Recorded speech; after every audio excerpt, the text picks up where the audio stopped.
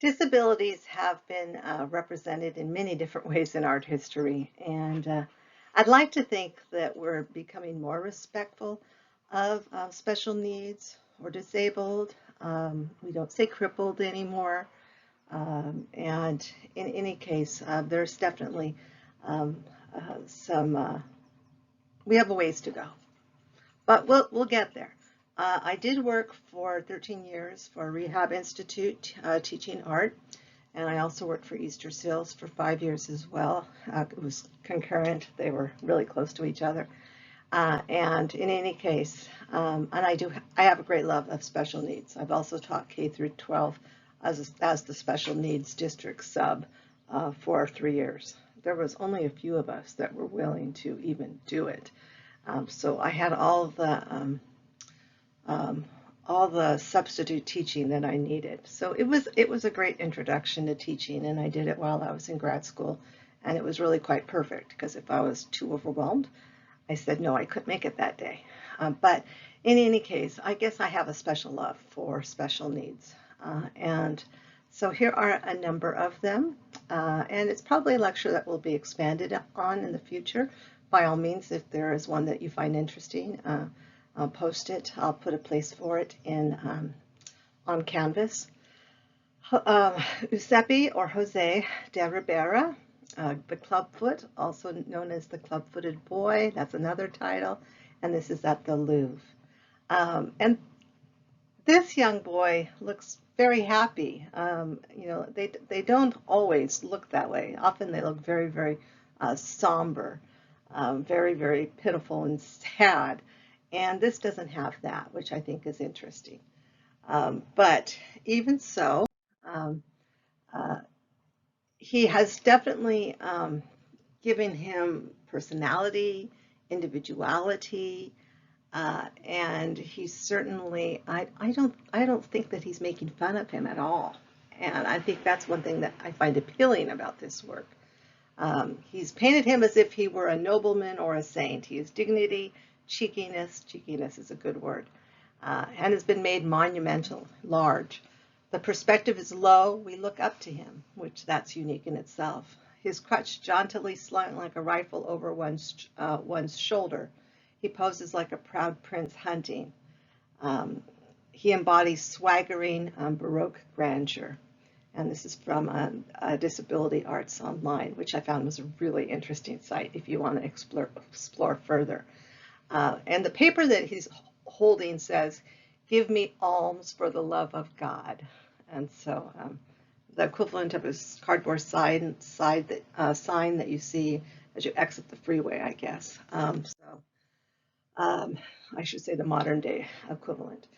But in any case, now this is one thing I think is very interesting. A lot of doctors, a lot of diagnosticians will look at these images and make diagnosis, and based on today's information, which I think is fascinating.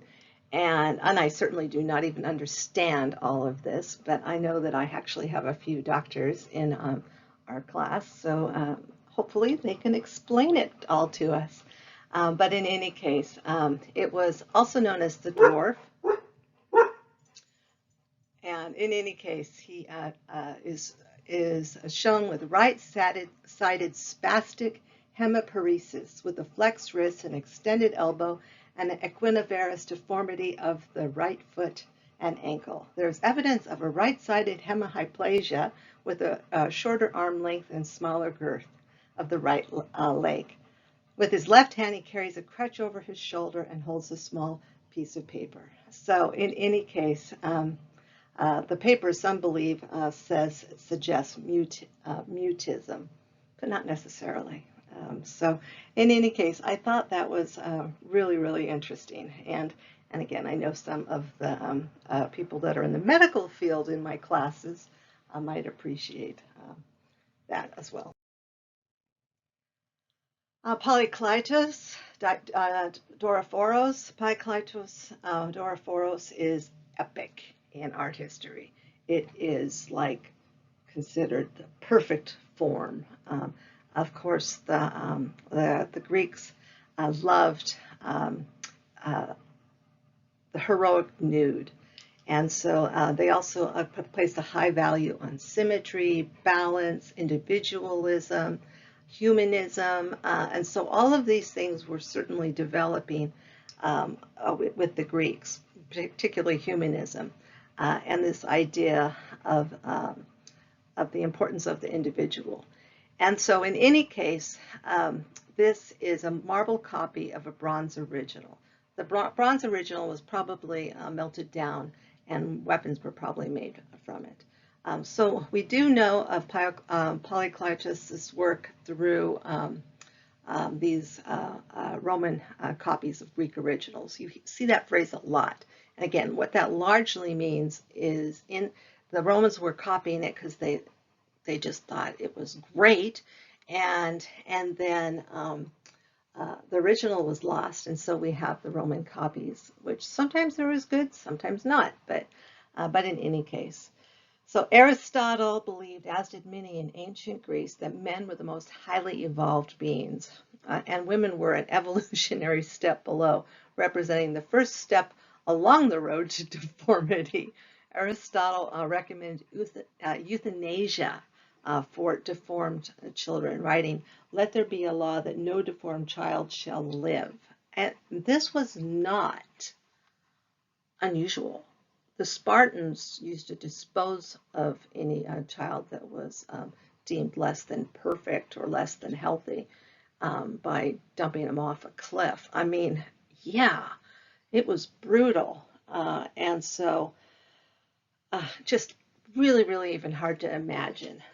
Now, partly, they didn't have any way to care for some of them. Not that I am justifying in any way, shape, or form that was an answer, but again, I think that was the reality. Throughout history, people with disabilities have served as visual and cultural objects, not active participants in media. People with disabilities have not typically decided how they should be portrayed in art, nor participated in the creation of the art objects in which their bodies appear. Instead, authors have used various disabilities to convey ideas about evil, suffering, grace, human nature, and to reinforce stereotype. Sometimes it's even these disabilities are even considered by some sort of wrath of God. And again, these were some of the ideas that existed and to a certain extent still exist.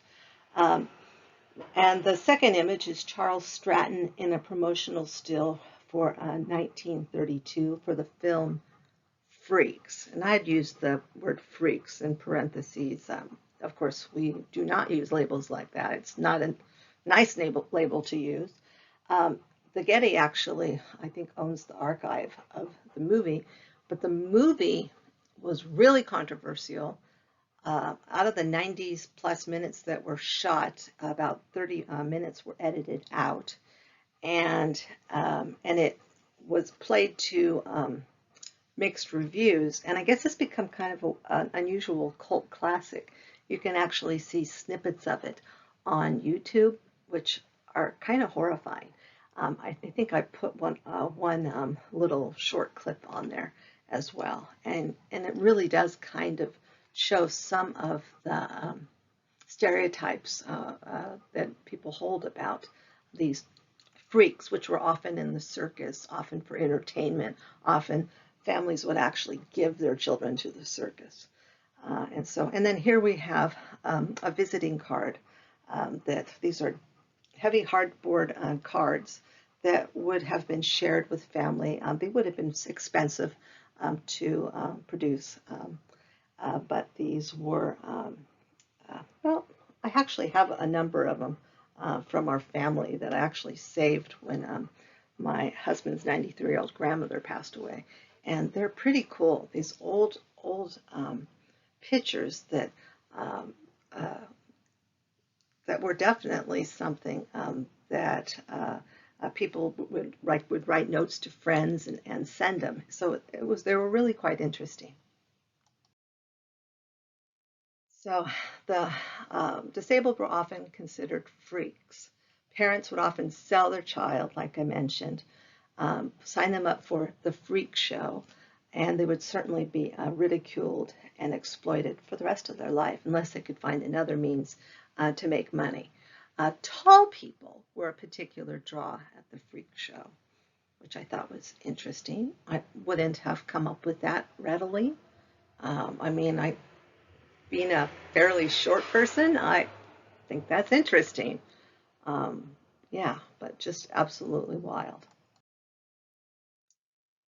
I do have a few photographs. This one I thought was interesting. A disabled elderly man walks without legs through a pedestrian street. I mean, it just boggles the imagination to me that he has the strength, and certainly you'd have to have calluses or some means to get along. And and I have to say, it would be hard not to look away. Um, and and from the disabled people that I've talked with, um, and my closest friend in high school was a young woman that had cerebral palsy, and it was fairly advanced. And she said she always actually used to actually like it when people were real frank, and instead of staring at her, would maybe even ask. Um, and now I don't know that I would subscribe to that because some people don't feel the same. Certainly, people want to be respected, treated with respect. They certainly don't want to be stared at like a freak. But I have to admit, it would be hard to look away if I saw this man walking down the street, because I would just be astounded at the strength, certainly, that would even be required. And there's a certain dignity to the man as well. It's an interesting uh, photograph. And so, but in any case, I thought it was intriguing. And you can certainly see, particularly the young male, as he's kind of watching. Um, I mean, and I think that is one of the hardest things to deal with, is people do have a natural curiosity about it. But young children, I remember when I'd be out with my friend, young children would be very frank and walk up to my friend and ask her, "What's wrong?" She'd just say, "Well, I was born this way, and my legs don't work right, and my hands are okay, but they don't work as well either." And she was just very frank with them, but she said she always appreciated their honesty and the respect. The kids were just curious. I guess the main thing is they weren't mean-spirited. Amy Vital, 2005. Now, these men are what I would call temporarily disabled. They are actually waiting to have their bandages removed at a mobile eye center run by the Himalayan Cataract Project. So these are men that were disabled by cataracts and are having them fixed. And so this is actually a renowned ophthalmologist that actually trains surgeons and performs thousands of sight restoring operations in these eye centers throughout Asia, which I thought was commendable. And this image, this photograph, is endearing. It's really quite an amazing photograph, quite honestly. I love the fact that there's really no background. It's just these men, and they look so happy. I mean, that they are so optimistic that their sight is going to be restored to them. I couldn't give you just depressing stuff. And there is a certain endearing quality to this. I think the slight diagonal makes it interesting too, and certainly black and white. The black and white is super effective. A young woman practiced her cello at the Al Noir Wal Amal Association, a center for blind women and girls. The name translates to light and hope.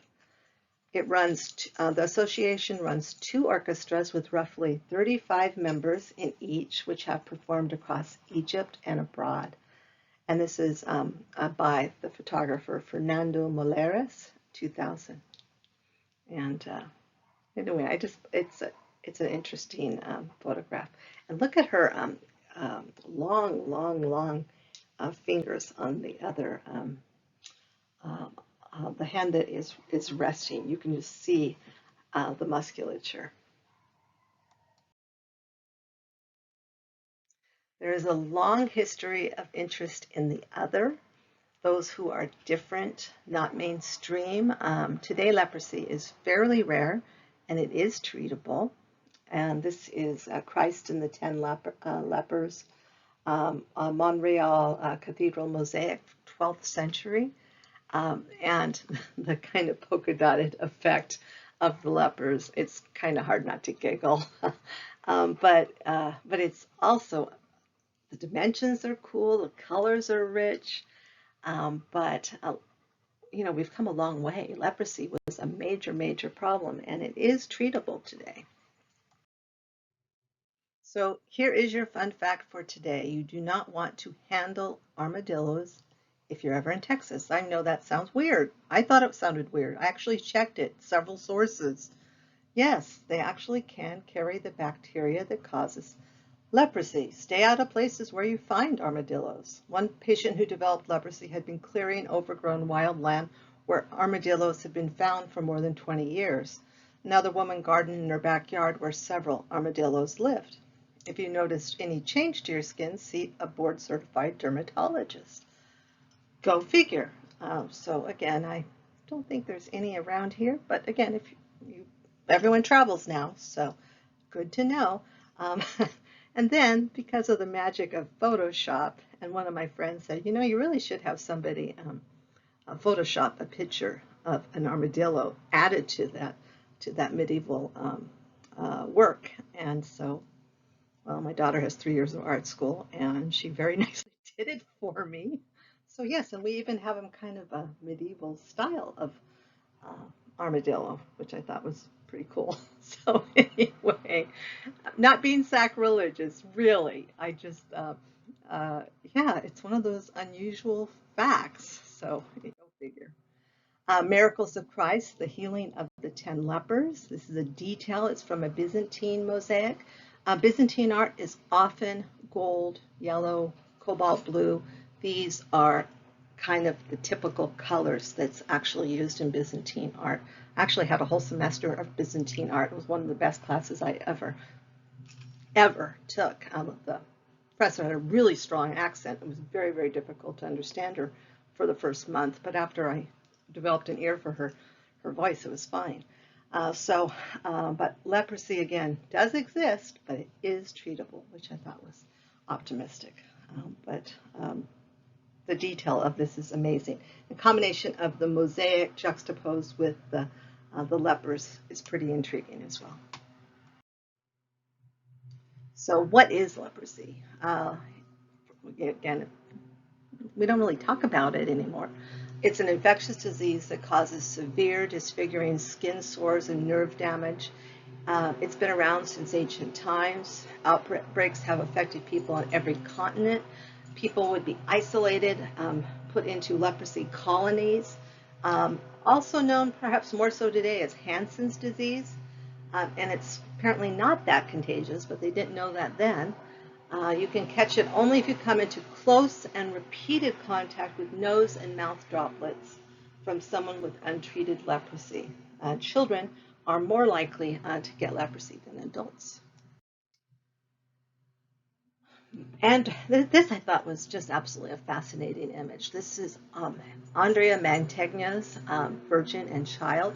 This is 1460. This would be early Renaissance, or right around the contemporaneous with like Leonardo da Vinci. And they believe this child had Down syndrome. And I think it's really interesting that they use the child as a demonstration of a Christ child. I think that's a little unusual, but in any case, it's the reason. The patron of Mantegna, the Gonzagas, the Duke of Mantua, had a boy with an unidentified sickness. One of Mantegna's 14 children had this unidentified condition. Dr. Stratford posits they may have both had Down syndrome children. Did Mantegna and Gonzaga have a shared sympathetic appreciation for the qualities of Down syndrome? Did they see Down syndrome children, possibly their own children, with tenderness, gentleness, being the image of Christ? Certainly, I think special needs children teach us a lot. They teach us compassion, kindness, and certainly patience. And it's a lovely portrait. In any case, you have a limited palette. The realism is really quite remarkable for 1460. An intriguing detail in this work, and this is a follower of Jan Joost of Kalkar, a Netherlandish artist. The Adoration of the Christ Child, oil on wood, Metropolitan Museum of Art. And this is an intriguing detail. One of the angels appears to be a Down syndrome child. And I think that's pretty cool as well. But it's a detail I don't know that I would have caught right away until I started doing the research for this particular lecture. But in any case, it's a really intriguing detail. And more than likely, it's simply because the model had Down syndrome. And again, maybe the child's personality, or this person simply cared for this child. It's really, I think it's lovely that the child is in this work. Duccio, early Renaissance, late medieval. You're starting to see a sense of space that's associated with this artist. The miracles and healing of Christ shows up over and over in art history. The church was the main patron for artists for centuries, and they had the funds to support many of these artists. And so the architecture in this particular work is what's particularly striking. But here you see the image of Christ healing the blind, and the blind are shown here. And it almost looks like there's twins that are blind, but they're kind of showing you almost a cartoon strip idea. Christ touching the person's eyes, and then his hand is up and his eyes are opened up, and so you see kind of the next part.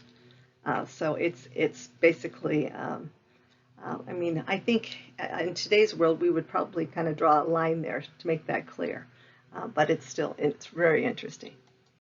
This is El Greco, Christ Healing the Sick, Baroque, 1570s. Greek artist working in Spain, called a master of Spanish painting, highly regarded. His forms tend to be elongated. The pigments are unusual, often a lot of gray and blue in the skin tones of his works. Influenced Paul Cézanne. Think of El Greco when you look at his bathers, because they do have a look of El Greco to them. Other artists that were also inspired by him in his blue period, Picasso was. So he was certainly an influential artist, and still very much is today as well. But his work is very distinctive. This one has, the skin tones are a little bit more natural than many of his other works. What makes it Baroque? The swirling dynamic fabrication.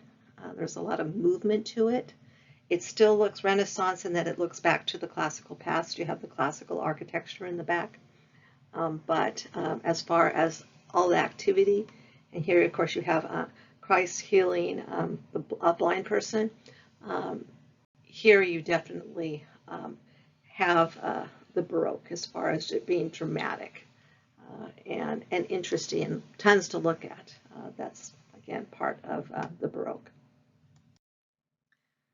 This is Peter Bruegel's work, The Beggars, 1568, Northern Renaissance. I was startled when I saw this work. I'd never seen this work before, and a number of people shown together. They're obviously disabled. Very unusual work. And then there's an artist that I'm going to show you that appropriates the work and just changes it just a little bit. And that's an artist called Kathleen Gillia, who is presently kind of experimenting with this. She's been active in the 90s and present day.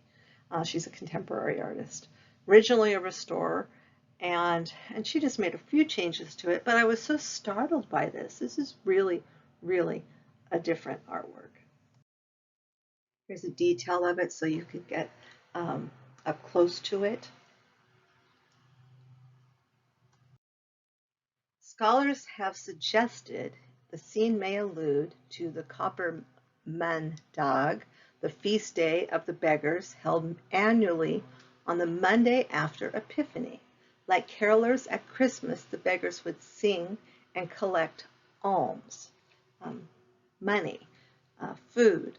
Their peculiar hats are undoubtedly some form of carnival headgear, as are the foxtails that are hanging all over them. Now, Catherine Angilha is an artist that I have talked about in this class. I did a lecture on, and I had to dig for the pronunciation of her name. I heard it both as Gilhe and Gilya. I think Gilya is more accurate because it sounds like when she very, very briefly says it in one of her interviews, you catch the pronunciation. But I think she's an up-and-coming artist. I think we're going to hear more about her. And her version is not markedly different. She is an artist and restorer who actually takes works from the past and restores them in a new way. And this was her interpretation, and it's not markedly different. There's a soccer ball, and I think maybe their expressions are a little more different. But again, this is what drew me to that subject. I wanted to know more about it. And so in that way, I think she does underline certain aspects of the past. And so you'll see more in the lecture on this. In one of my classes, I'm doing it, maybe two. But in any case, she is an interesting artist if you do want to look her up. So here you can see them compared. And this is an example of what we call appropriation, where you take certain aspects and you leave certain aspects. And it's just, her works are playful, fun, thought-provoking, sometimes disturbing. She's a really interesting artist. And there is some clips on her on YouTube as well.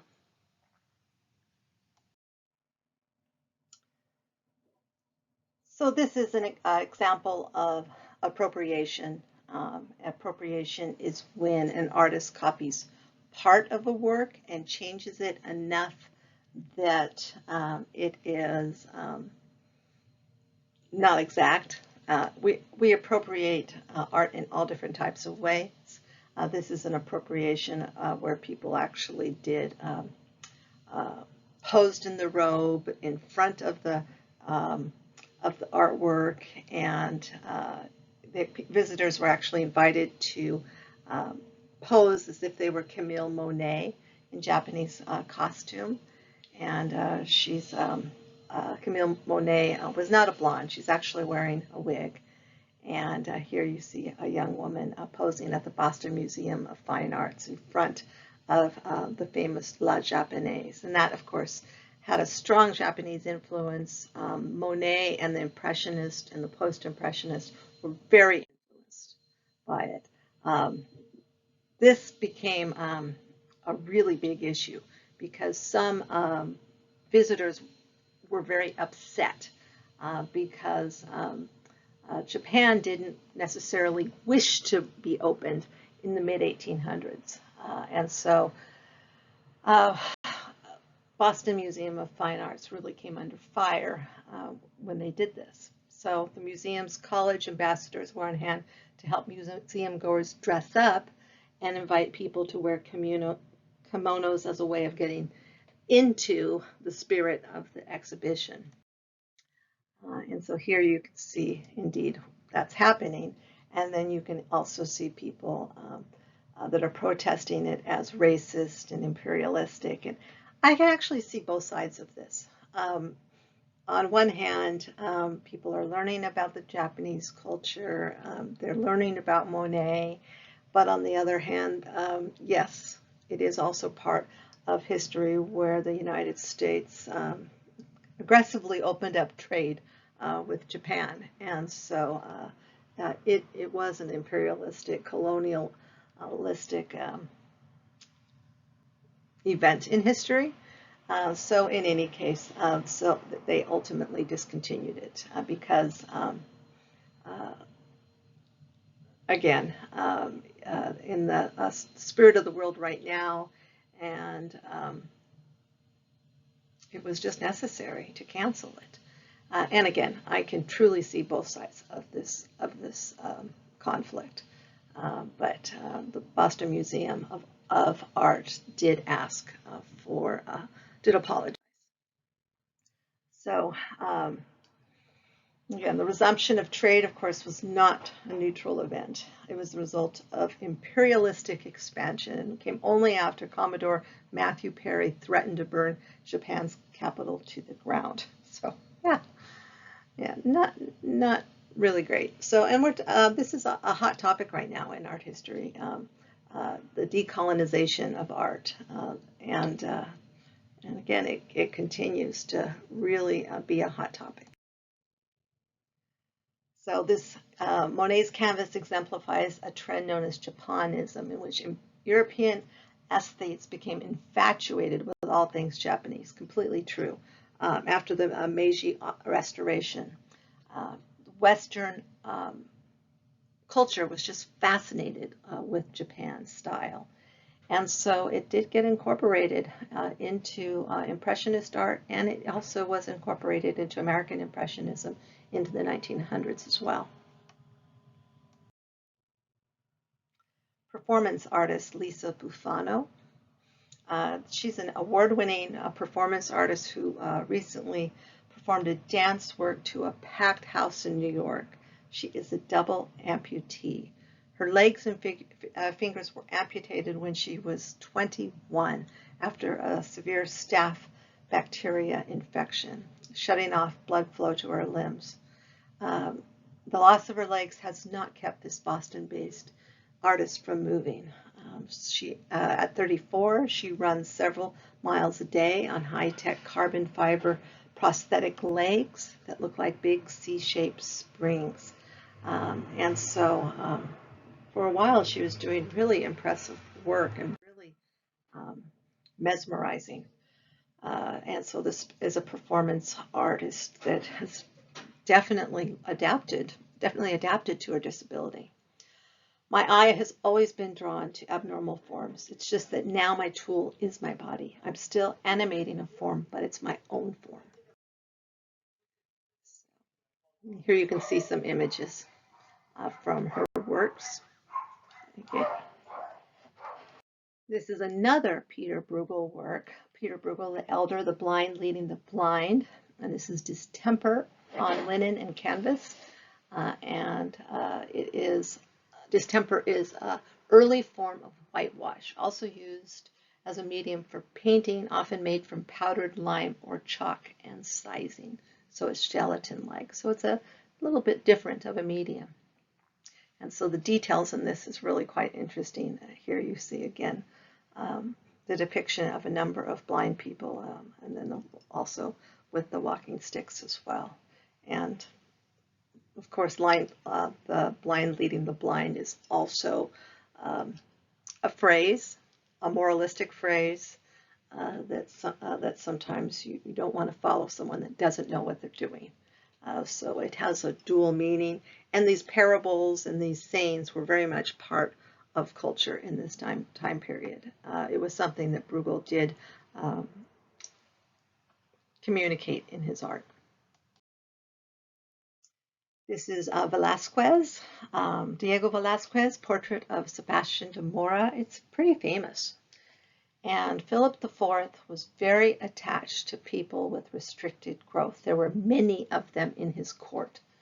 There were more than 110 in his actual retinue, his court. With admirable sensitivity, Velázquez painted at least 10 portraits of these individuals most of which are held at the Prado. And so this particular man in particular, I think, is treated with a great deal of respect. His gaze is very, very direct. He doesn't look like a child. He looks like a man. And his clothing is very, very rich. And in these courts, sometimes they were treated as objects of ridicule. They were gestures. Sometimes they could say things that no one else could say. They actually sometimes got away with being these small comedians.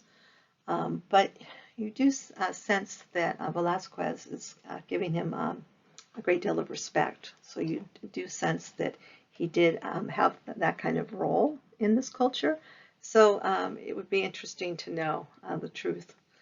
Powerful, penetrating portrayal. His grand name is mockery, likely having been scorned by courtiers, teased and pranked. He sits humbly upon the bare earth floor with his back to a wall.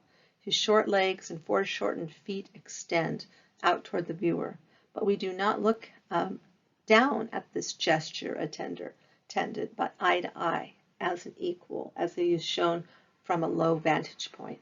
So it is interesting. He does treat him, the artist does treat him respectfully.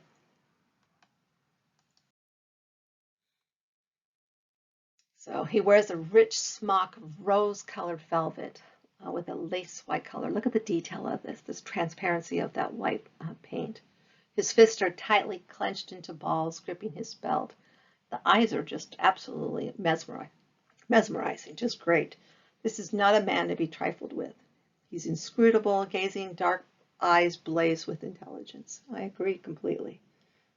So I do feel like he had some status. I'd like to know his story. I'd like to know more anyway. Paul Cézanne, Achille Empereur.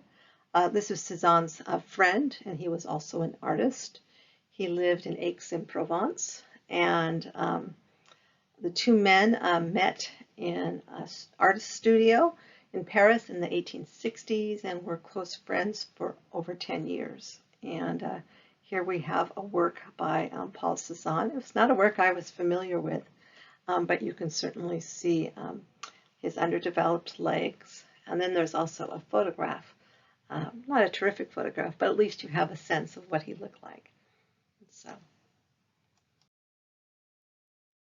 Cézanne emphasizes his sickliness and deformed body. However, far from being a caricature, the work plays on its monumental format.